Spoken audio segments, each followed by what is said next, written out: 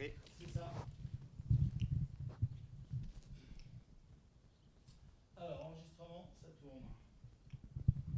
Ça tourne. Dites pas de bêtises, mon micro, non, je coupe, allez hop. Voilà. Michel Garel, on va voir, on va gérer. C'est bon? Tout le monde? La bonne émission, je lance l'histoire. Un joli sourire tout le monde, c'est toujours mieux au démarrage. Non mais je sais, mais...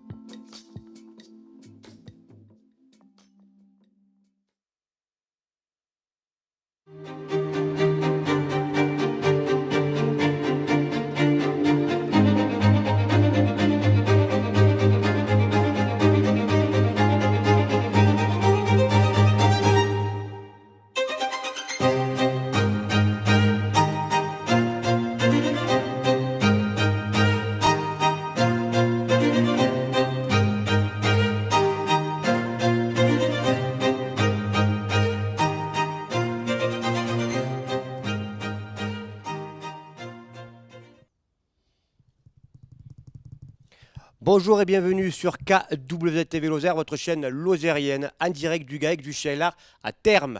Les candidats à la députation répondent aux questions des jeunes agriculteurs lozériens. Avant de leur donner la parole, je vais vous présenter les 6 candidats par ordre établi à la préfecture, par ordre tiré au sort à la préfecture. Monsieur Luc-Étienne Gousseau pour le Rassemblement national, il est avocat, il a 62 ans, il est avec monsieur Damien Cruez.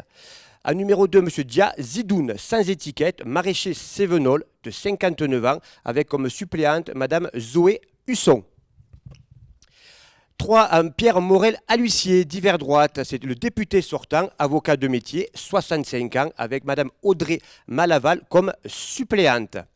4, M. Michel Guiral, pour Résistons, 62 ans, retraité de la Poste et maire de Saint-Sauveur-de-Peyre, qu'on aura peut-être tout à l'heure en liaison téléphonique avec comme suppléant M. Jean-Claude Thoiron. Madame Sophie Pantel, le nouveau Front populaire, 52 ans, présidente du département de la Lozère, avec M. Serge Guessot comme suppléant. Et Madame Annie Souchon pour Lutte ouvrière, 76 ans, retraitée de la caisse d'allocation familiale de la région parisienne, avec comme suppléant Monsieur Thierry Fronti. Les présentations ainsi faites, les JA sont là, je vais leur donner la parole pour ce face au JA 48. Sébastien, bonjour à tous. Donc, je suis Hervé Boudon, je suis agriculteur sur la commune des Bessons. Je suis installé en individuel et en bovin viande. Et je suis depuis 2022 président des jeunes agriculteurs du département de la Lozère. Et je suis accompagné d'Élodie. Bonjour à tous, Élodie Joubert. Donc, vous êtes ici aujourd'hui chez moi. Donc, moi, je suis sur la commune de Termes, installée en bovin viande dans GAEC. J'ai donc des aubracs et bientôt des poules pondeuses. Et je suis secrétaire générale des jeunes agriculteurs depuis ce mandat. Donc voilà, on a souhaité, avec ces élections législatives un petit peu anticipées, cette dissolution surprise d'il y a maintenant presque 3 semaines, organiser un moment où on parle un petit peu d'agriculture, on rentre dans le vif du sujet. La première semaine qui a suivi la dissolution a été une semaine de tractation politique de part et d'autre qui nous a inquiétés. Parce qu'on ne parlait pas de fond, on ne parlait pas de sujet, on ne parlait pas de l'agriculture. Aux jeunes agriculteurs, on est très impliqués. On est impliqués pour animer le territoire, mais aussi on est impliqués sur tous les dossiers qui touchent l'agriculture. Et on souhaite, pendant un petit moment, là, échanger avec les candidats. On a invité l'ensemble des candidats. On a souhaité, les 6 candidats. Les 6 candidats ont été bien sûr invités. notre volonté à JA et notre socle est de rester apolitique, bien évidemment. On n'est pas là pour faire de la politique, on est là pour poser des questions précises sur des sujets précis qui touchent les agriculteurs en général et particulièrement en Lozère. Nous travaillons nationalement, mais départementalement aussi avec les gens qui sont en place. Ça ne nous pose aucun souci de ce côté-là. Néanmoins, on estimait que pour les agriculteurs, mais également peut-être pour la population lozérienne en général, la vision que portent les candidats sur l'agriculture peut être intéressante. Et je voudrais vous remercier KWZ-TV, merci Sébastien, merci à Eric qui est derrière les caméras d'avoir installé ce plateau aujourd'hui. On va essayer de le faire assez court parce qu'on est en pleine récolte et qu'on est nous aussi pressés. Les candidats ont une campagne très courte à mener. Donc on va essayer de faire ça sur 2 thèmes. Un thème principal, l'installation, on parlera également de revenus, et un thème où on parlera un petit peu d'écologie et d'environnement. Voilà, tu t'as dit le mot inquiétude. C'est les remontées qui te remontent, l'inquiétude dans le milieu agricole? Mais on vient de passer un automne et un hiver, je crois, assez marquants pour le monde agricole. Les jeunes agriculteurs ont lancé à l'automne dernier, via nos amis du Tarn, le mouvement On marche sur la tête avec des panneaux retournés de manière symbolique pour alerter le gouvernement de Madame Borne à l'époque. Les réponses n'étant pas suffisantes, le mouvement s'est amplifié au mois de janvier avec, je crois, la une de tous les journaux de France pendant plusieurs semaines. Et on a maintenant cette solution à un moment où certains dossiers étaient sur le point d'être actés ou d'avancer du moins. Certaines tractations étaient en cours avec le gouvernement, avec l'Union européenne. Et donc on se retrouve un petit peu inquiet parce on était inquiet parce que les réponses n'étaient pas forcément suffisantes et le peu de réponses qu'on pouvait avoir viennent d'être stoppées. Donc on a besoin de savoir sur quelle ligne, sur quelle position les candidats en Lozère vont se positionner. Voilà. Alors avant de commencer, je tiens à signaler que KWZ-TV Lozère est un média totalement indépendant et apolitique. Le temps de parole sera équitable entre vous deux, bien sûr, dans l'ordre établi à la préfecture. Premier item, Hervé ou Elodie, du coup? Le jingle.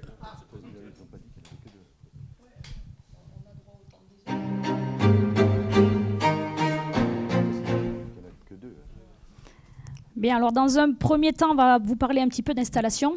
Donc rapidement, pour rappeler qu'en Lozère, sur l'année 2023, on a installé 90 nouveaux jeunes agriculteurs, ce qui est pour nous une année record. Il faut savoir que d'ici 2026, en France, 1/3 des agriculteurs auront l'âge de prendre leur retraite, ce qui représente un peu plus de 160 000 exploitations. On est aujourd'hui très inquiet puisque dans nos fermes, et encore plus dans nos fermes où on a de l'élevage, on n'arrive pas à se tirer un revenu décent. On parle très souvent du coût de production. Donc le coût de production, qu'est-ce que c'est? C'est un indicateur qui prend en compte nos ventes, qui prend en compte nos aides de l'Europe et qui prend surtout en compte toutes nos charges.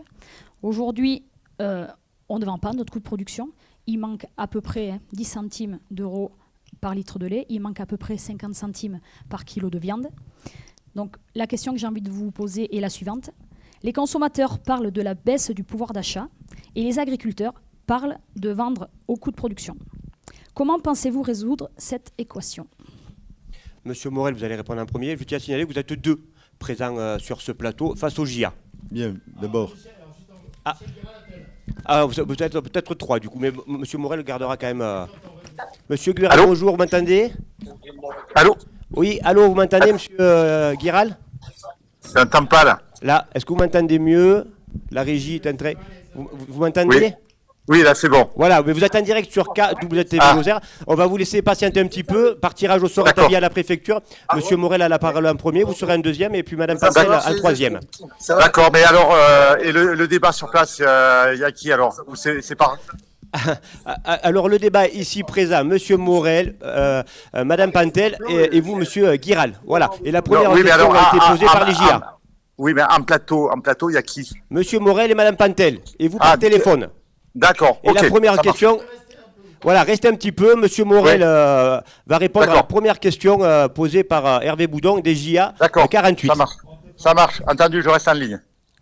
Bien, donc d'abord vous remercier de cette initiative, vous dire que je suis conscient, comme d'autres, que la crise agricole n'est pas réglée et que le mouvement qui s'est engagé il y a quelques mois est beaucoup plus profond qu'on a pu le penser, que certains ont pu le penser au niveau national, que ce soit le président de la République, que ce soit le Premier ministre, que ce soit le ministre de l'Agriculture. J'ai eu l'occasion, en tant que député en exercice, de leur dire que les réponses n'étaient pas celles que vous attendiez et que nous pouvions attendre. Sur l'installation, je sais que c'est le sujet primordial des jeunes agriculteurs et je voudrais saluer le travail que vous faites dans un guichet et dans un accompagnement permanent. Pour ce qui est un parlementaire, il peut y avoir des dispositions législatives et réglementaires qui vous accompagnent. Il y a beaucoup de sujets. Le cheptel, la rémunération, les bâtiments, le foncier, les bonifications, les taux d'intérêt. Essayez au maximum, à travers des textes législatifs, de vous accompagner le mieux qui soit pour que l'investissement en capital dont vous avez besoin soit allégé. Et donc, c'est l'orientation qui est la mienne, c'est vous accompagner. Quand le législateur le fait, il peut aussi s'appuyer sur les régions, voire peut-être des départements, pour vous accompagner sur comment vous aider et comment vous n'ayez pas un poids trop lourd en financement pour pouvoir faire des choses. C'est l'orientation qui est la mienne et j'espère pouvoir vous apporter des réponses dans les semaines qui viennent.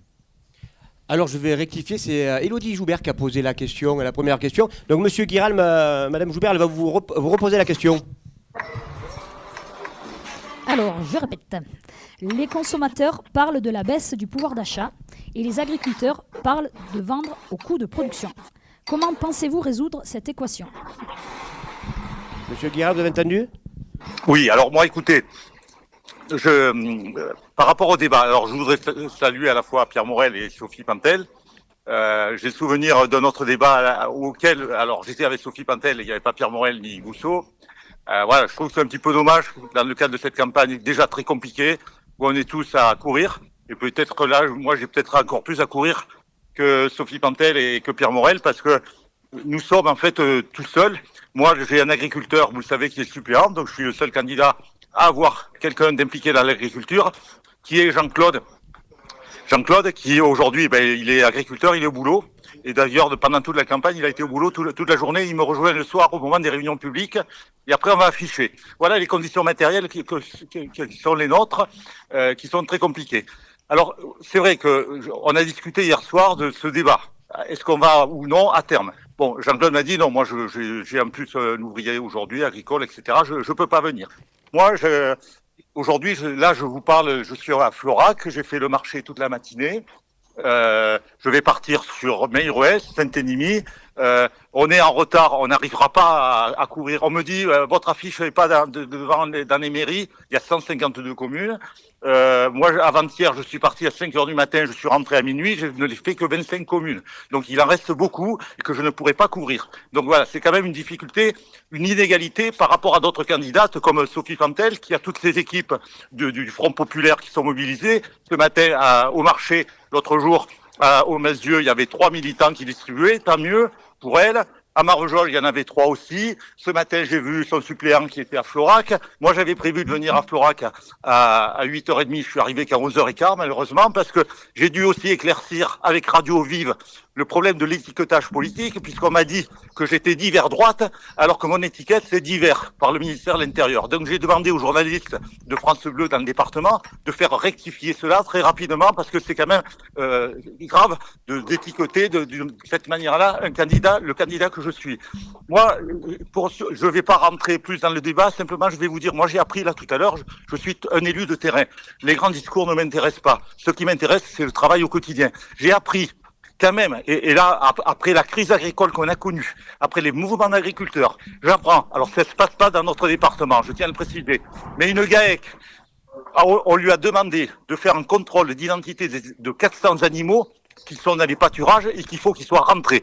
Eh bien, voilà ce que je veux dire. Vous avez dénoncé au niveau agricole cette technocratie européenne avec des gens qui sont dans des bureaux qui sont loin de la réalité du terrain. Ça, c'est insupportable. Donc, les agriculteurs me connaissent assez. Je suis d'une mairie où il y a effectivement une commune, où il y a essentiellement une activité agricole. Je connais leurs problématiques et je pense que pour l'avenir, si je suis élu, effectivement, avec un suppléant qui a été engagé dans le mouvement syndical, qui a été engagé à la Chambre d'agriculture, eh bien, je pense que nous présentons la meilleure garantie pour défendre les agriculteurs dans ce département. Et M. Guiral, pour répondre à la question, donc s'installer et vivre de sa ferme, de son exploitation. Donc vos solutions? Les solutions, je vous propose, moi en tout cas, de revenir auprès de nous avec Jean-Claude. On peut le faire encore, ça peut être fait pour que nous discutions tranquillement. Là, moi, je suis à la terrasse du café, il y a du monde qui passe. Je ne rentre pas dans le débat maintenant. D'accord. Madame Pantel, du coup, là, voilà, voilà, vous nous quittez là, du coup, vous restez pas dans le débat? Oui. Mais vous avez signalé que la campagne était compliquée pour vous d'un point logistique et technique. Moi, ce que je dis, d'abord, alors je vous l'ai dit ce matin au téléphone, allez, je suis quelqu'un, peut-être, j'étais très en colère samedi, parce que j'avais dit à votre collègue que j'avais une problématique samedi, j'avais un mariage, j'avais 2 baptêmes de parrainage civil, on peut dire baptême civil ou parrainage. J'avais mon samedi après-midi qui était pris par ses obligations de maire, que j'ai assumé, donc c'était très compliqué. Après, en soirée, effectivement, j'avais un repas de la chasse, c'était plus sympa, mais votre débat, c'était au moment où j'étais pris. Donc, bon, voilà, j'en profite également pour le dire à vos auditeurs, comme ça, ils connaissent... Voilà, vous aviez des raisons valables pour pas être présent. Voilà, valable, voilà, je vous ai expliqué. Hein. Après, effectivement, moi, dans cette campagne, je n'avais pas prévu d'être candidat. La chose s'est produite le mardi matin, 2 jours après les européennes, où après une discussion avec Jean Lassalle, il nous a motivés à nous engager. Mais quand vous avez aucune équipe, que vous partez dans cette bataille, et pas pour faire la figuration, je peux vous dire, vous dormez 3 heures par nuit. Alors ce matin, effectivement, moi je mets pas de réveil parce qu'en général je me réveille suffisamment tôt, et là ce matin j'ai vu quand même le cumul de la fatigue, mais c'est une bonne fatigue. Moi ce matin j'ai rencontré des producteurs, j'ai rencontré des habitants sur ce secteur de Florac, je vais continuer cet après-midi, et ça c'est le terrain.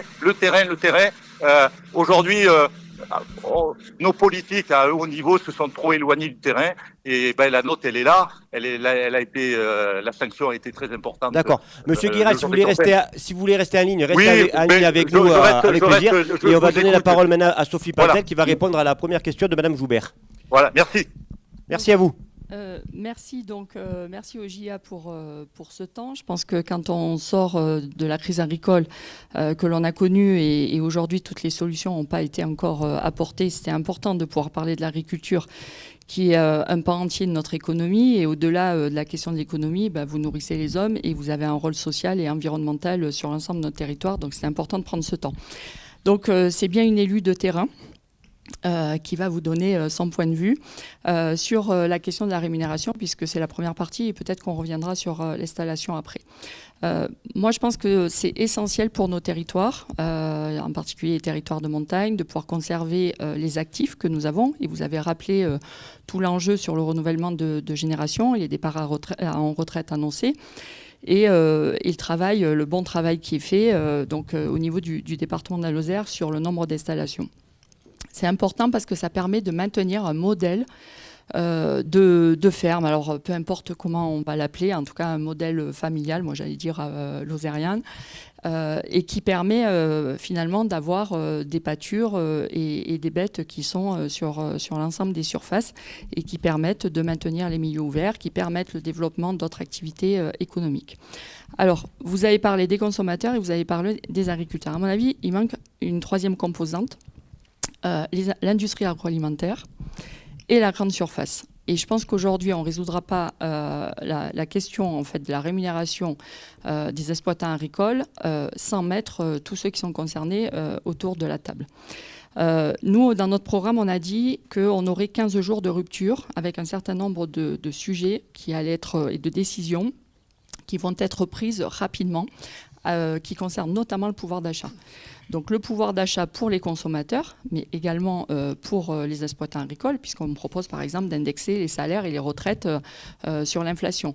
Il y a un certain nombre de blocages de prix, par exemple sur l'énergie, qui va aussi évidemment concerner le monde agricole. Donc on est vraiment sur un projet de relance keynésienne, pour redonner en fait du pouvoir d'achat, et on peut espérer que si on redonne du pouvoir d'achat, les consommateurs peuvent faire le choix de produits de qualité issus de notre agriculture. Mais ce qu'on dit aussi, et c'est dès les 15 premiers jours, c'est qu'on va engager une négociation commerciale pour garantir un prix plancher rémunérateur aux agriculteurs en taxant les super-profits des agro-industriels et de la grande distribution. Il y a aussi une autre proposition dans notre programme, c'est d'interdire l'importation de toute production agricole qui ne respecte pas nos normes sociales et environnementales. Et ça, je pense que c'est quelque chose que vous réclamez depuis très très longtemps, qui n'a jamais été fait par manque de courage politique. En tout cas, ça fait partie du socle commun que nous avons dans le cadre de ce contrat de législature. Et puis pour nous, il y a aussi tous les accords internationaux. Et donc on propose d'annuler l'accord économique et commercial global avec le Canada et donc l'Union européenne, le fameux CETA, et de renoncer à ce qui nous arrive dessus rapidement, le Mercosur, de manière à vous protéger en fait de la concurrence. Donc voilà ce que je voulais dire dans un premier temps sur la partie purement rémunération. Après, on peut venir sur l'installation. On va laisser passer le tracteur. Ouais, on est à la campagne, donc il y a des tracteurs, il y a de la vie, ça fane, il fait beau, il pleut pas, donc ils travaillent aussi, nos agriculteurs. Ah ben bien sûr qu'ils travaillent, ils travaillent même beaucoup. L'installation ? C'est une autre question, l'installation, ou c'est dans la foulée ? On était dans la même question, si vous... D'accord. Donc, je pense que la question de l'installation, elle renvoie à plusieurs autres sujets derrière. Quand on parle d'installation, on parle d'abord foncier. On parle remobilisation du foncier, ça veut dire qu'on parle aussi retraite agricole, parce qu'aujourd'hui les retraites sont tellement faibles qu'un certain nombre de retraités sont obligés en fait de garder quelques bêtes pour continuer à toucher les mesures surfaciques, parce que sinon ils ne s'en sortent pas. Donc en fait il faut arriver à régler toutes ces questions. On parle évidemment accompagnement financier. Donc la DJA, vous connaissez très bien. Vous avez vu que la région Languedoc-Roussillon, Occitanie, pardon, je fais partie encore de la vieille région. Occitanie a mis aussi la fameuse DNA, donc la dotation pour les nouveaux agriculteurs de plus de 40 ans. Il y a un tel enjeu, moi je pense qu'il faut accompagner toutes les installations. Il y a évidemment les installations des jeunes, et bon, vous êtes en première ligne, mais on a aussi des reconversions qu'il faut arriver à accompagner, même si elles le sont financièrement un peu moins que la DJA. Il y a les aides à l'investissement, évidemment, il y a les aides de bâtiment, donc sur les projets technico, commerciaux, enfin voilà, tout ce qui va faire que vous allez partir sécurisé sur votre projet d'installation. Et donc, en tout cas, moi, si je suis élue, évidemment, je continuerai à faire le lien avec celles et ceux qui ont aujourd'hui la compétence sur l'installation, puisqu'il y a une grosse partie... une partie qui relève de l'État, mais une partie qui relève des régions, et de pouvoir évidemment être un lien avec vous pour pouvoir porter ces projets et garantir en fait, arriver à relever collectivement finalement cet enjeu de l'installation. C'est aussi les ateliers de transformation, c'est tout ce qui est outils collectifs comme les CUMA, comme le remplacement, le service de remplacement, enfin voilà. Tout ce qui est mis en place, il faut qu'on arrive à améliorer la réponse aux agriculteurs et à conserver tous ces outils qui vous accompagnent. Et je pense que peut-être là où on aurait quelque chose à rajouter, c'est sur l'accompagnement post 3 ans, post 5 ans. C'est vrai qu'il y a beaucoup d'aides sur les premières années, d'accompagnement sur les premières années. Et parfois, on voit certains d'entre vous qui sont en difficulté à partir de la 5e année, qui se retrouvent peut-être un peu seuls. Donc voilà, à creuser. Hervé, Elodie, sur l'installation. Juste rappeler la volonté des jeunes agriculteurs sur l'installation, c'est d'avoir des jeunes formés, et formés que ce soit en niveau de diplôme et en expérience. C'est-à-dire qu'on pousse vraiment là-dedans, et malheureusement, les mesures nationales qui sont mises en place aujourd'hui vont plutôt dans l'autre sens. C'est-à-dire que pour toucher une DJA, je vais laisser passer le tracteur aussi, pour toucher une DJA, aujourd'hui, il n'est plus nécessaire d'avoir obligatoirement un bac agricole. Alors que nous, on aspirait d'avoir au moins un bac plus 2 ou un bac agricole et 2 ans d'expérience. Voilà. Mais je crois que ça répond, c'est la continuité de ce qui vient d'être dit. Il faut installer, mais il faut installer de la qualité. Il ne faut pas oublier qu'un agriculteur doit être un très bon ouvrier agricole, mais doit aussi être un très bon chef d'entreprise. Je ne sais pas si après... c'est peut-être l'évolution. C'est peut-être l'évolution. Je voulais vous dire que quand même la crise agricole que vous avez subie a quand même eu l'avantage de sortir quand même de l'agri-mashing et de resituer l'agriculteur au cœur de la société avec l'acte de production et l'alimentation. L'image de l'agriculture, ressortir ou au milieu de la crise, s'est améliorée. Et vous avez eu le soutien de la population. Dans les sondages, 80% de la population disait effectivement ils ont des difficultés. Quant à la rémunération, je fais partie des députés qui se sont opposés à la loi d'orientation agricole. On a eu des débats et des débats. Vous avez été entendus, des syndicats ont été entendus, on vous a fait miroiter une myriade de mesures qu'on ne retrouve pas dans la loi agricole. Dans la rémunération, le principe même, c'était déterminer un prix de revient. Quel est le prix de revient d'un produit agricole? Et à partir de là, entre les intrants, entre le capital, entre votre temps de travail qui n'est jamais valorisé et que pour certains, on estime à 2 fois le SMIC, voilà la difficulté.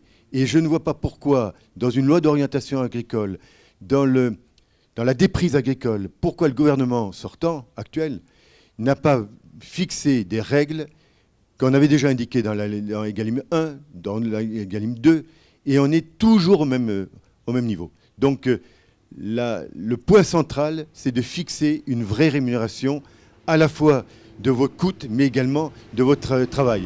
Et à partir de là, on pourra vous donner une perspective d'avenir. Sinon, on reste toujours, et vous êtes toujours dans des difficultés de rémunération.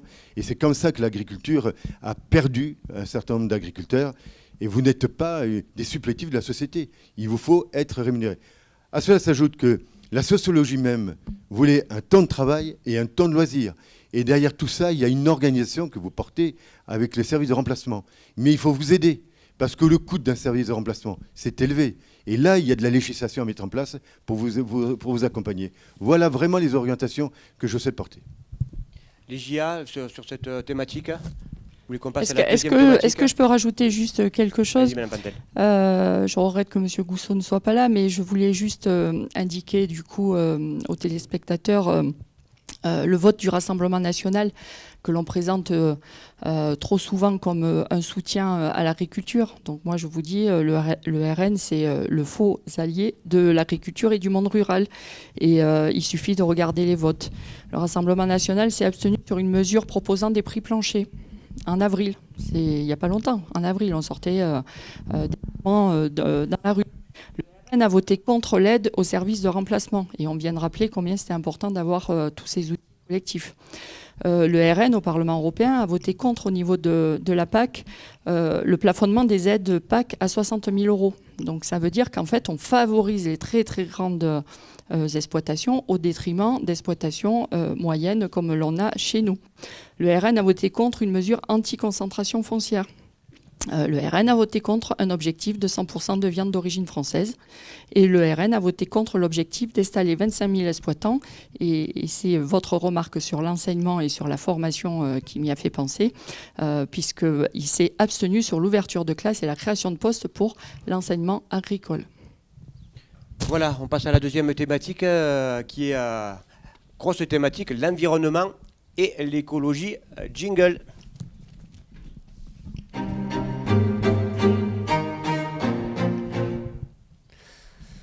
Vas-y Hervé. Oui, alors on a mis un grand thème, une grande thématique, un petit peu provocatrice aussi, mais c'est un peu des fois notre rôle de syndicat. On a mis environnement et écologie, parce que tout le monde, quand on écoute les gens parler, tout le monde est le plus grand écologiste. Tout le monde est le plus grand respectueux de l'environnement. Mais ceux qui font de l'écologie, et ceux qui entretiennent du territoire, et ceux qui actent sur l'environnement, ce sont les agriculteurs. Et qui façonnent nos territoires, ce sont les agriculteurs. Et ça, tous les jours. Du matin qu'on se lève, au soir qu'on se couche, on en fait tous les jours. Et depuis des générations. Et depuis des générations, et on espère pendant encore longtemps. Et on a quelques sujets. Alors, on a choisi des sujets, on aurait pu faire des débats pendant 3 jours, parce que le domaine agricole est très vaste, mais on a quelques sujets qui viennent nous empoisonner un petit peu. En Lozère, on a la chance d'avoir un parc national, un parc régional, des classements UNESCO, notamment sur le pastoralisme. Je crois que la transhumance a été également classée. On a un paysage splendide, une nature entretenue. On est le département qui utilise le moins de pesticides en France. Alors, je ne veux pas dire qu'on utilise 0, mais on doit être proche de 0. Et on est inquiet. On est inquiet par des mesures qui nous sont tombées, par des animaux qui nous sont arrivés. Et je veux bien sûr parler du loup. Le loup est depuis les années 2010, a été vu et a attaqué en Lozère. On a eu une phase où on avait des loups solitaires qui venaient simplement de temps en temps, qui tapaient sur une zone. C'était déjà très embêtant. Et aujourd'hui, on est sur la seconde phase où la Lozère est et devient la réserve à loups du Massif central, puisque nous avons une meute avérée sur le mont Lozère pour la 3e été consécutif. Et nous avons, à l'heure où je vous parle, 3 autres couples de loups en surveillance. Un sur Langogne-Châteauneuf, un sur le Montégoal et un dans l'Écosse, sur l'Écosse, les gorges. Donc ces 3 couples vont être surveillés. Est-ce qu'ils vont avoir une reproduction, pas de reproduction? Est-ce que ce sont juste 2 copains qui restent ensemble par plaisir? Tout est envisageable. Néanmoins, de notre avis, ce qui va arriver est évident. C'est plusieurs meutes sur le département. On va diffuser des loups. Donc on récupérait les loups qui arrivaient des Alpes, ce qu'on appelle les diffuseurs. On va donc diffuser des loups. Ces loups provoquent des dommages considérables parce que depuis les 2 dernières années consécutives, on est à plus de 400 à 500 victimes. Voilà, c'est toujours les Voilà. va-et-vient, mais c'est normal, on est à la campagne, les tracteurs. Si le son est bon, je ne sais pas après Eric, c'est bon, parfait. Donc on est à plus de 500 victimes, je parle d'animaux.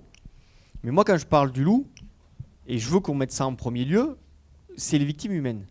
C'est le désarroi d'un homme, d'une femme, qui le matin, d'une famille, qui le matin arrive sur son troupeau pour vérifier s'il va bien, parce que des fois on croit qu'une fois que les portes de l'étape sont ouvertes, les portes de la bergerie sont ouvertes l'été, on ne va pas les voir, ben non, on va les voir tous les jours, et voit des animaux mutilés, déchirés, c'est un drame. Il y a des compensations financières, sur l'ovin ça marche plutôt bien, sur le bovin ça ne marche pas, clairement ça ne marche pas, donc on vient d'avoir une petite victoire et on va se l'accorder au JA. C'est-à-dire qu'à force de mettre de la pression, on a eu le premier tir de défense simple sur un élevage bovin la semaine dernière d'acté. C'est la première fois que ça arrive en Lozère. L'année dernière, il y a eu une quarantaine de bovins, je crois, attaqués. 0 ont été reconnus officiellement. On a rattrapé quelques dossiers, mais ça reste des dossiers à la marge. Et lorsque, en bovin, on n'a pas de reconnaissance d'attaque, on ne peut pas avoir tir de défense. Et le tir de défense seul ne suffit pas. Pour la première fois également, il y a 10 jours, un loup a été prélevé en Lozère sur un tir de défense avec un lieutenant de louveterie. Ils sont indispensables à ce niveau-là, mais ça aussi seul, ça ne suffit pas. On est contraint par l'Europe à cause du statut du loup. Et la première question, elle est directe et elle est franche. Est-ce que, si vous êtes élu député, vous porterez le changement du statut du loup auprès de la Commission européenne, puisque, je rappelle quand même, qu'il va y avoir un vote, qu'il va y avoir une consultation et que c'est le ministre de l'Environnement de chaque pays qui se prononce. Monsieur Morel, sur la prédation lupine. Bon, d'abord, sur tout ce qui est environnemental, je vous fais observer que je suis l'auteur d'une loi sur la protection du patrimoine rural, c'est-à-dire les odeurs et les sons de la campagne qui embêtaient les exploitations agricoles et qui ont fait que certains agriculteurs ont été condamnés parce ils produisaient soit du bruit, soit des odeurs. La loi que j'ai faite voter en 2021 est une loi qui permet aujourd'hui de tenir compte de l'environnement rural et de considérer que quand un juge tient compte des troubles de voisinage, il faut préserver l'agriculture.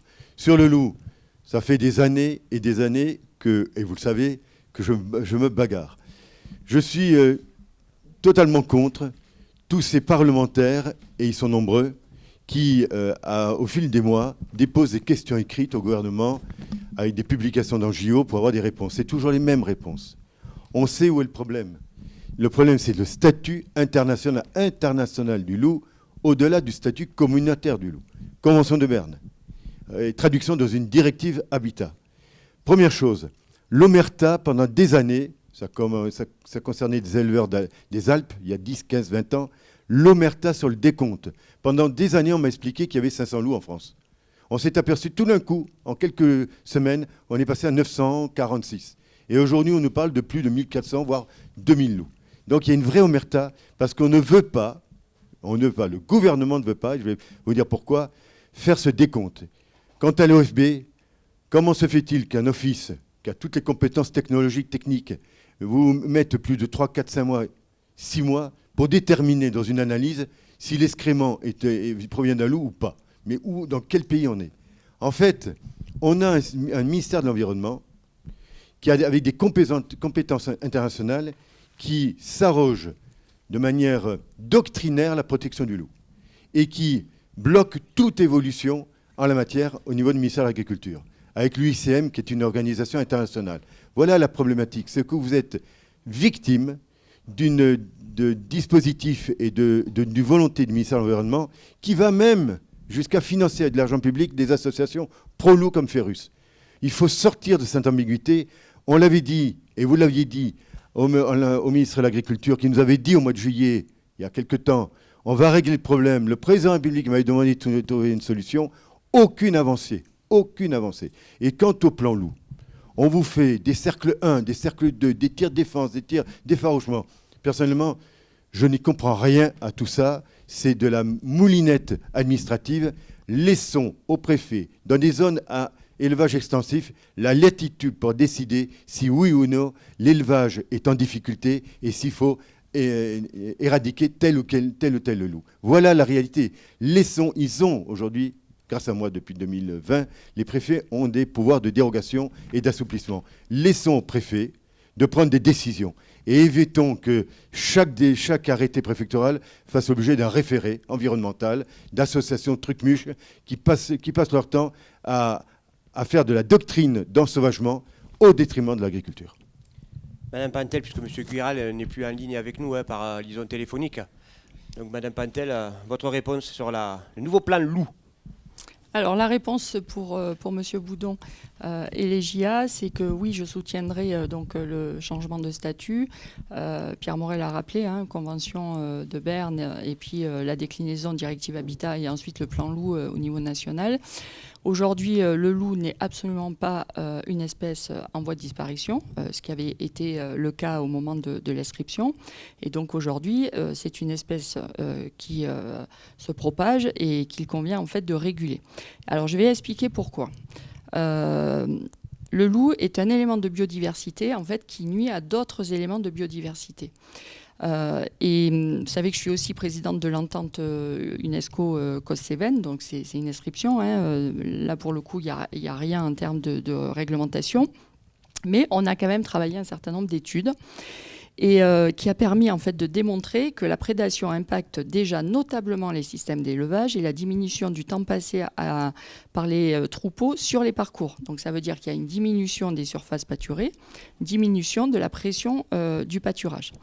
Donc pour l'éleveur, c'est aussi une perte de ressources alimentaires. Et tout à l'heure, on parlait de la question du revenu.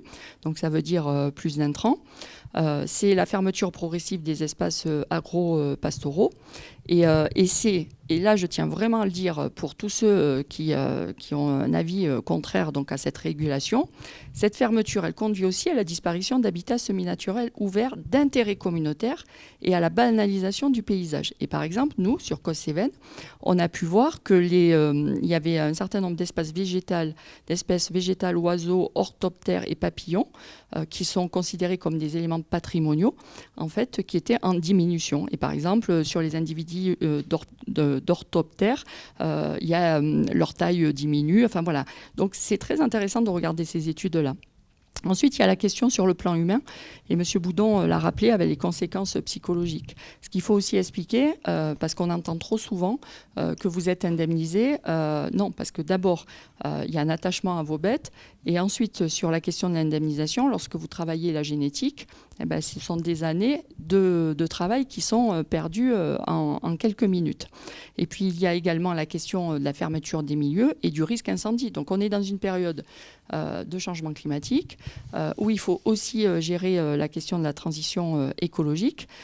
Donc, à chaque fois qu'on ferme les milieux, on augmente évidemment le risque incendie. Donc, sur les dégâts et sur les indemnisations, il y a eu 2 études aussi très intéressantes. Il y en a une qui a été réalisée par la Chambre d'agriculture sur le secteur de Prévenchères, Altier, Villefort, qui a montré combien en fait ce qu'on nous propose en termes de protection de troupeaux n'était pas efficace sur de l'élevage extensif comme chez nous. Et puis, il y a aussi une étude qui a été menée sur le sud Aveyron sur les moyens de protection et qui arrive à la même solution. Voilà.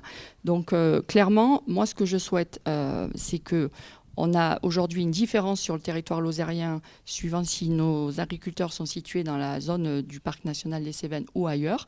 Donc il faut que vous puissiez vous défendre, il faut qu'on puisse réguler le loup. Et je rappelle que c'est le conseil départemental qui, aux côtés de l'État, a équipé les louvetiers de manière à ce qu'ils aient des fusils qui leur permettent d'aller vers cette régulation, dans le cadre évidemment des tirs de défense.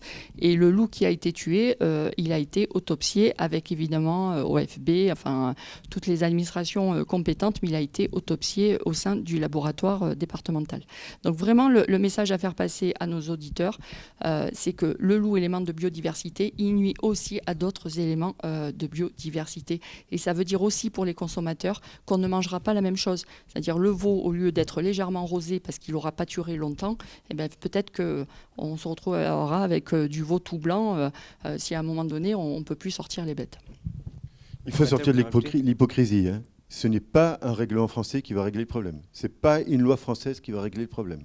C'est une décision, une position de l'État français, du gouvernement, voire du président de la République, de donner un aval dans une révision du statut au niveau de la Convention de Berne et au niveau de la Commission.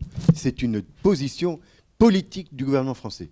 Et le gouvernement français a eu l'occasion de le faire et a refusé de le faire récemment. récemment. De le faire au niveau d'un amendement suisse et au niveau de la Belgique. Il n'y a que 4-5 mois. Donc, tout ça pour vous dire l'exaspération que l'on peut avoir, que vous avez et que j'ai. Moi, j'ai vu à Arzeng-de-Randon des agriculteurs de 55 ans pleurer devant 2 carcasses qui étaient en train d'agoniser. Et malgré ça, c'était avant le préfet Mourier, rien n'a avancé. Rien n'a avancé. Il y a un blocage du ministère de l'Environnement et du pays et de l'État français sur cette décision. Élodie, pour le loup, c'est... Juste rappeler que le loup en France aujourd'hui, c'est 40 millions d'euros par an.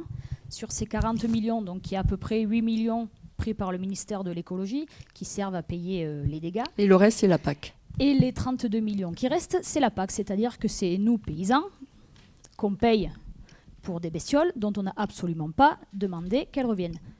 Que pensez-vous de cette problématique-là et que feriez-vous demain si vous étiez élu pour régler ce problème?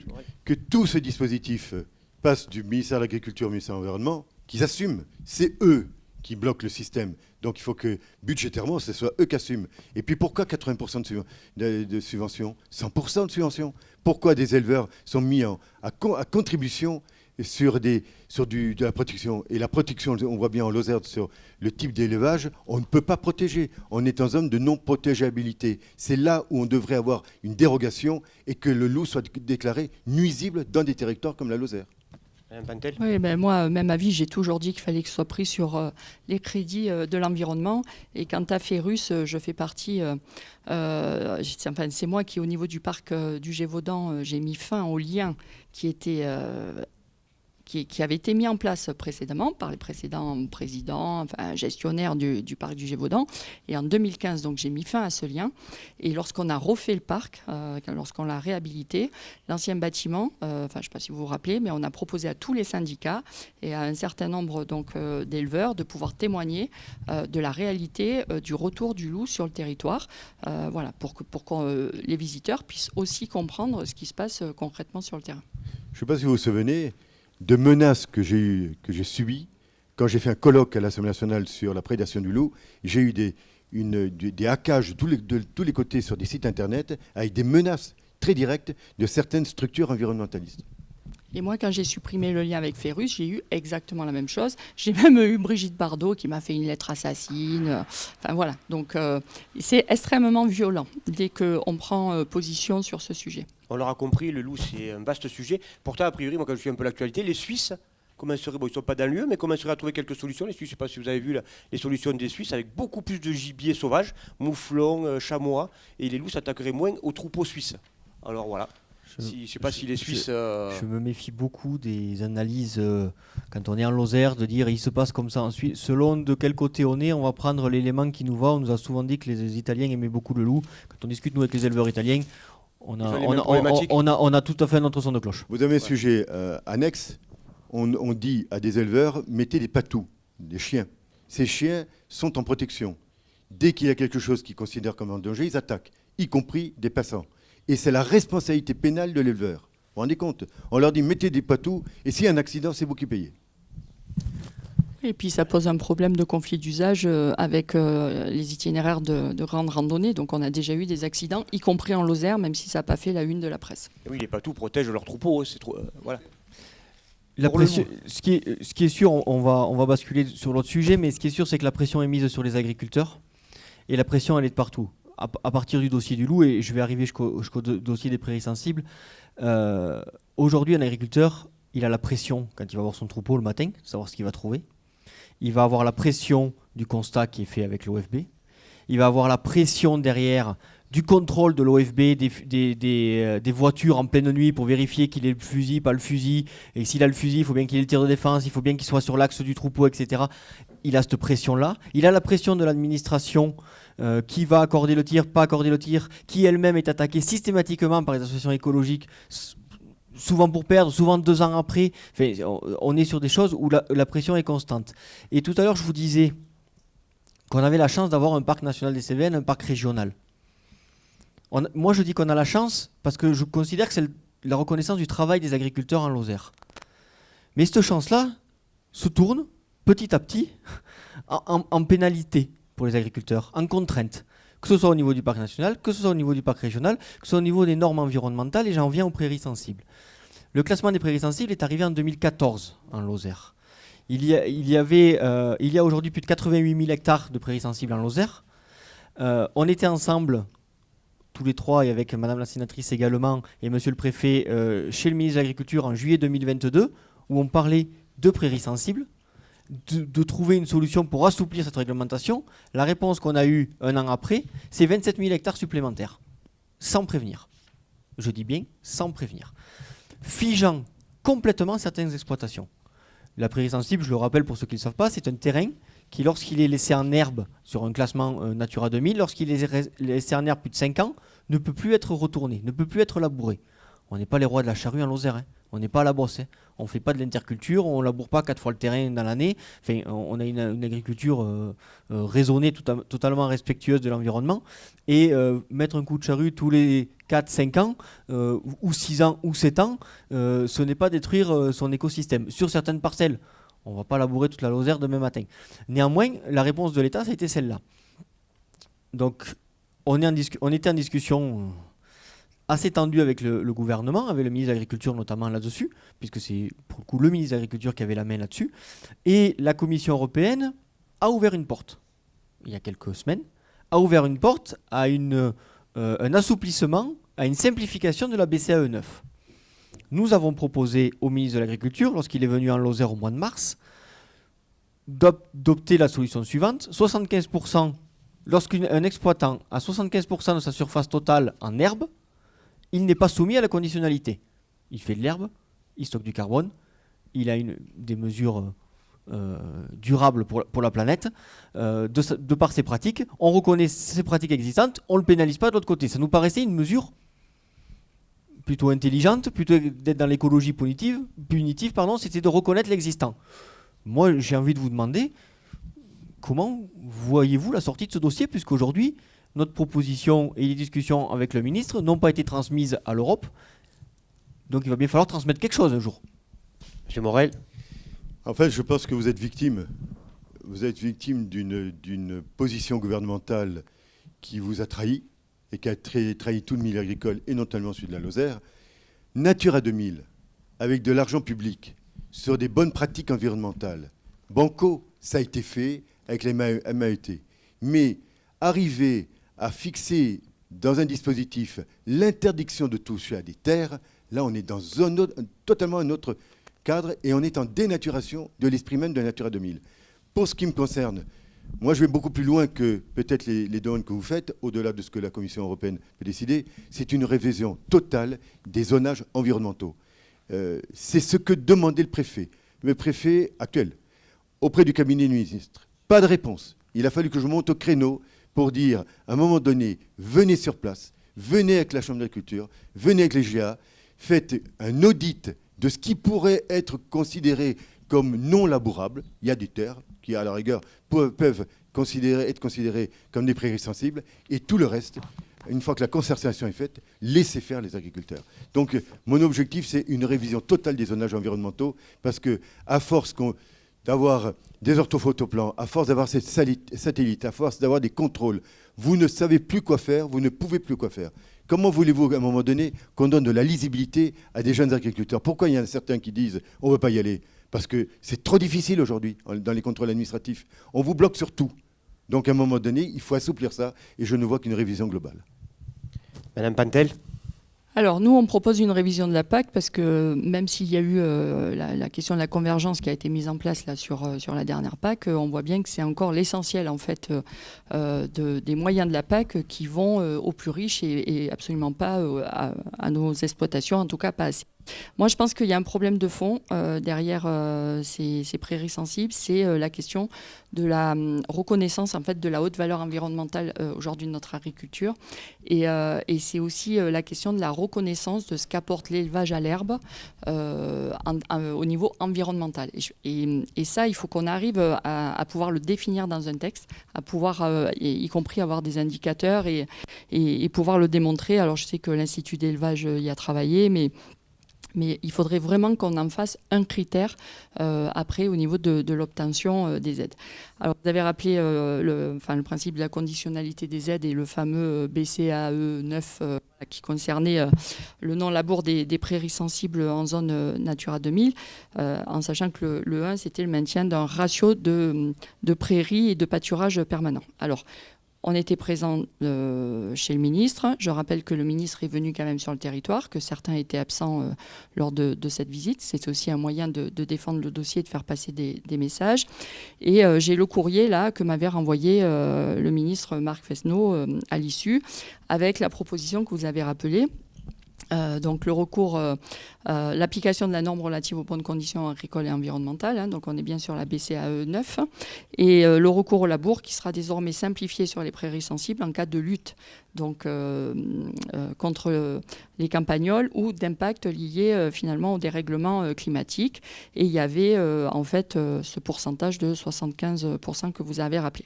Alors moi ce dossier, déjà, je me dis, pourquoi nous, en Lozère, on a eu autant de prairies sensibles classées? Quand je regarde les voisins, je me dis qu'à un moment donné, il y a eu un niveau qui n'a pas fait son job. Parce que quand la carte est arrivée, on a l'impression que personne ne s'en était occupé avant. Donc, premier élément. Derrière, c'est un enjeu qui est essentiel pour vous en termes d'autonomie fourragère. Et là aussi, il faut revenir. Enfin, moi, j'ai toujours défendu de l'économie circulaire et territorialisée. Si c'est pour faire venir du fourrage du bout du monde ou d'Espagne ou alimenté par des bassines où on va chercher très loin dans les nappes, enfin, à un moment donné, il faut juste un peu de bon sens sur les territoires. Donc, dans les propositions, bien sûr que c'est un sujet sur lequel moi je serai à votre côté. Il faut à tout prix revoir en fait cette carte, parce que je reste persuadée que si on le regarde finement, il y a peut-être des parcelles qui peuvent être sorties en fait, et on peut les remplacer par d'autres sur lesquelles vous avez moins d'enjeux en termes de fourrage. Il faut qu'il y ait une répartition qui soit plus juste entre tous les départements, parce que nous on ne peut pas contribuer à la hauteur à laquelle on attend qu'on contribue. Quand l'Aveyron, apparemment, en tout cas au niveau parlementaire, ils ont beaucoup mieux négocié. Voilà. Et donc, après, je pense qu'il faut qu'on puisse continuer sur les 5 premières années d'installation à travailler, à aussi aider donc, les personnes qui s'installent au niveau de ces surfaces, et puis régler la question évidemment de la faune sauvage, en particulier le campagnol qui pèse lourdement dans le retournement. Voilà. Élodie, Hervé? Non, mais je vais avoir.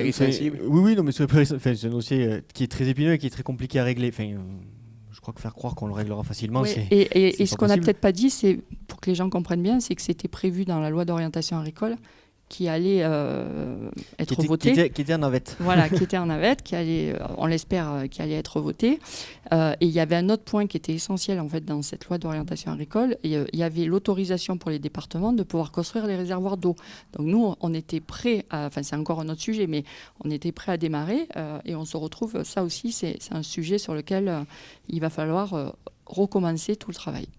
Les prairies sensibles, donc Mme Pantel a rappelé qu'on en avait beaucoup en Lozère, on en a 7% du territoire national. Il y a 100 départements en France, rien que la Lozère, on en contient 7. Et le problème qu'on a, c'est qu'on est sur une altitude moyenne élevée, mais cultivable.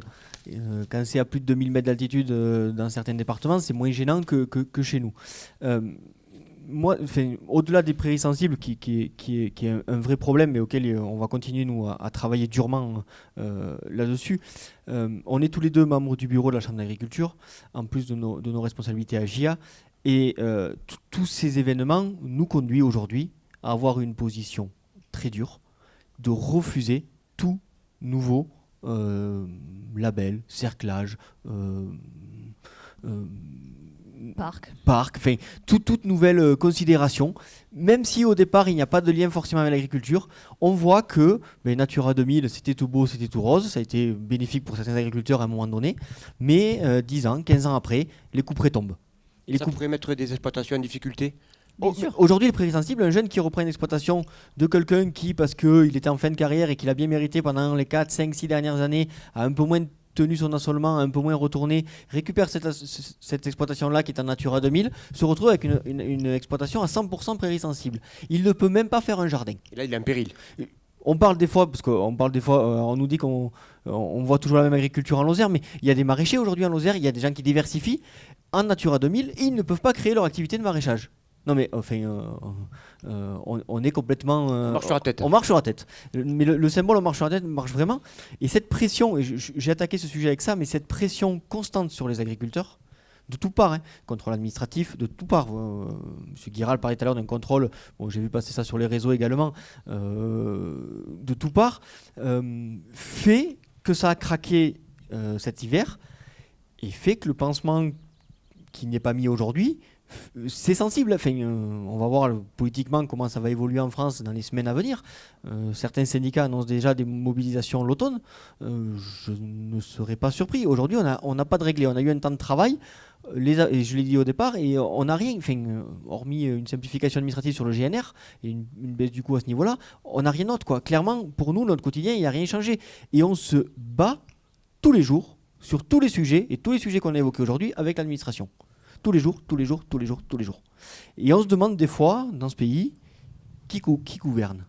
Je le dis en rigolant, mais on se demande si c'est l'administration qui commande ou si c'est les élus. La bureaucratie. Voilà, qui gouverne. Parce qu'on a un son de cloche de ministre, on va voir notre administration et on a notre son de cloche. Et là, on rentre en bataille. Et c'est ça tous les jours. Et c'est notre quotidien au GIA pour la défense des agriculteurs. Et on s'appuie sur nos élus. On l'a dit, on était ensemble, on a porté des dossiers ensemble. On n'est pas là pour parler de ça, mais des dossiers comme l'ICHN qui ont été des grandes victoires syndicales, c'est parce que tous ensemble, tous les élus de tous bords confondus, on les a portés. Et aujourd'hui, on se bat, mais vraiment comme des fous contre une administration sur tous les sujets. On y passe des heures. Des fois, on a des petites avancées. Alors, chaque petite avancée est une petite victoire, mais on aimerait vraiment, après les mobilisations de cet hiver, un vrai changement de pas. Oui, les GIA, vous êtes apolitiques, tu le disais à l'introduction, et vous, ce que vous voulez, c'est avancer. Élodie, tu n'as pas vu de changement depuis ces mouvements cet automne dans ton exploitation? Je rejoins totalement Hervé. De toute façon, on porte on partage le même combat. Nous, on est aussi également tous les jours au travail, et malheureusement, rien n'a avancé. Et il faut être très conscient de la crispation qu'il y a dans les fermes, et il faut être conscient de la détresse humaine qu'il y a dans certaines fermes, et des drames humains qui peuvent se jouer si rien n'avance. On le dit, on le répète, on le répète. On n'a pas été content, on l'a dit tout le mois de janvier. On est quand même un syndicat modéré.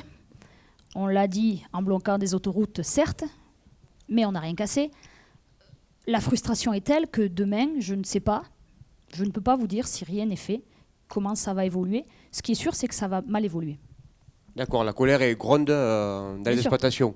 La colère gronde, les portefeuilles sont vides et le moral est au fond des chaussettes. Je ne peux pas vous le dire mieux. Et on a besoin d'un futur député qui nous aide grandement dans nos messages. Qui nous aide et qui soutient nos propositions et qui est prêt à travailler avec nous pour qu'on puisse ensemble porter les revendications qu'on a en Lozère. Hervé, Élodie, d'autres sujets à porter sur... Monsieur Morel, vous êtes un peu en retard de 6 minutes sur le temps de parole. Alors, il va falloir un peu combler... je vais réagir sur quelque chose retard. que Sophie a subrepticement parlé d'un boycott de ma part sur une visite ministérielle.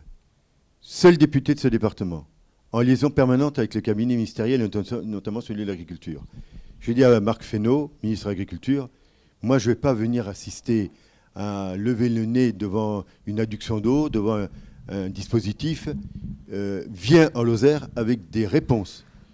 Et comme je craignais qu'elle n'y soit pas, je me suis abstenu d'être dans cette visite. C'était un choix politique, une action politique de boycott vis-à-vis d'une action ministérielle insuffisante. Je constate que dans la LOA, 18 articles qui ne servent pratiquement à rien, et ensuite on nous dit, on verra ce qui va se passer au Sénat, le Sénat va peut-être compléter le dispositif de l'Assemblée. C'est pas comme ça que ça fonctionne. L'Assemblée nationale n'est pas le supplétif du Sénat. Le Sénat est une chambre indépendante qui vient compléter, amender ou enchérir un texte, mais il appartient à l'Assemblée nationale de fixer les choses. J'ai, avec mon boycott et avec un certain nombre de collègues de la montagne, de la montagne et de la ruralité, fait montre d'une volonté de blocage en disant au ministre, tant que tu n'apporteras pas des réponses concrètes à l'agriculture, je taperai comme un sourd sur ton administration et sur ton cabinet.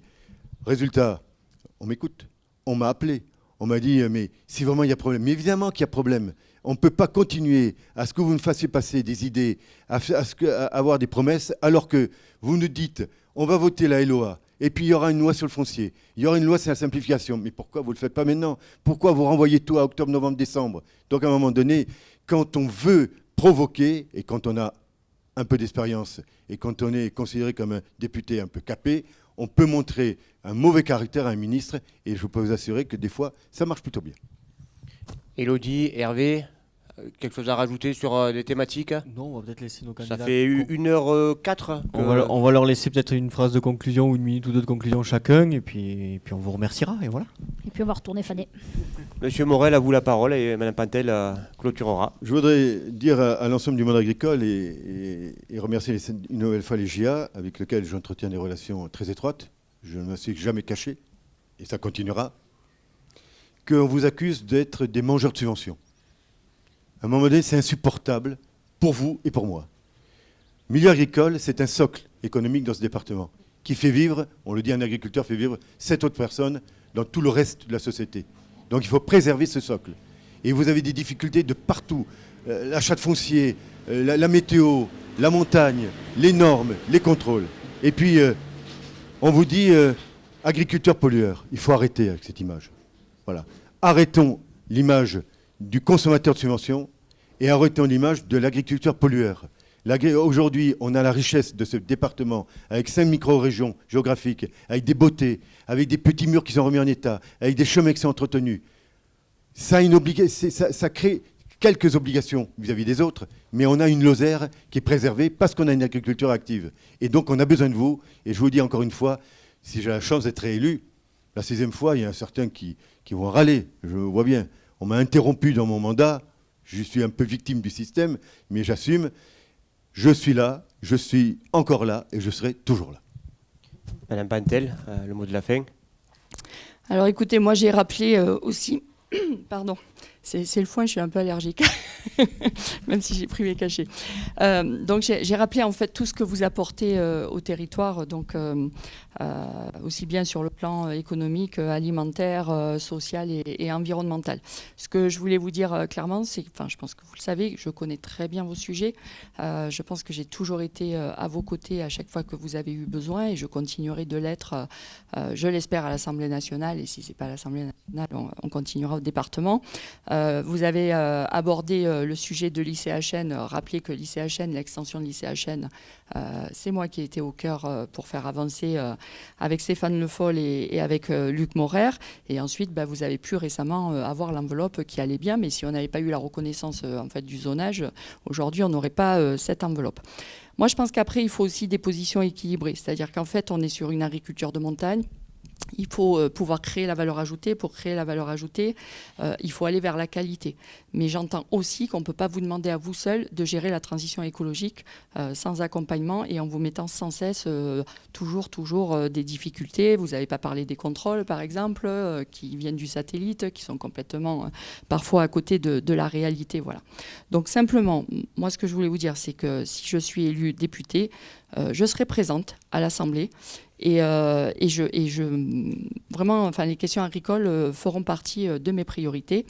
Voilà, contrairement peut-être aux députés sortants, qui sur l'objectif 25 000 nouvelles exploitations agricoles étaient absents, sur le maintien de la bio étaient absents, sur l'augmentation du nombre d'exploitations agricoles étaient absents. Si, mais il y en a qui les font derrière les caméras. Moi, je le dis devant tout le monde. Je Moi, termine. je fais des vidéos, je les assume et les oui, attaques mais comme moi, ça, je le fais devant ce n'est tout pas le monde. acceptable. C'est pas acceptable. Non, Tout le monde sait que j'ai toujours factuel. été un défenseur acharné de l'agriculture. Le renforcement du système d'enseignement agricole absent, le renforcement, le moratoire sur tout nouvel accord de libre-échange absent. Voilà. Donc. Non, il y en a qui socialisante, gauchisante. Ce que je veux dire, c'est que les exploitants agricoles ont le choix entre des élus de terrain qui vont siéger et qui vont être cohérents entre ce qu'ils vous promettent sur le terrain et ce qu'ils font à l'Assemblée. En tout cas, moi, l'engagement que je prends ici, c'est que je serai cohérente avec ce que je vous dis ici et ma présence et ce que je porterai et ce que je voterai. Voilà, on est arrivé au terme de cette émission Face au JA. Merci à Madame Sophie Pantel, à Monsieur Pierre Morel-Alussier d'avoir été présent ici sur ce plateau, à Monsieur Guirald d'avoir été présent par ligne téléphonique. Élodie Joubert, merci beaucoup. Hervé Boudon pour les JA tous les deux, merci beaucoup. Merci au GAEC du Cheylard de nous avoir accueillis ici à Termes. Merci à vous de nous avoir suivis. N'hésitez pas à liker, aimer, partager, à mettre des commentaires. Et n'oubliez pas, le dimanche 30 juin et le dimanche 7 juillet, rendez-vous aux urnes, allez voter. Merci à tous, vous étiez sur KWZ TV Lozère, votre chaîne lozérienne.